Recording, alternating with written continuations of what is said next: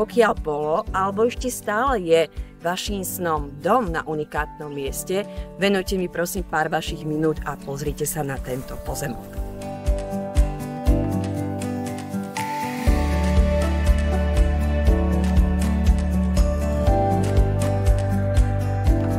Neviete, kde je obec Malá Čiavša? Je to malá okrajová obec, len pár kilometrov od Prievidze a Bojníc.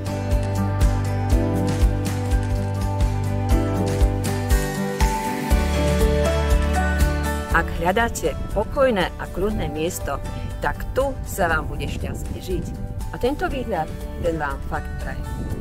Volám sa Ľudmila Galambošová a pokiaľ vás pozemok a lokalita zaujali, teším sa na naše stretnutie a vidíme sa presne tu. Majte sa fajn.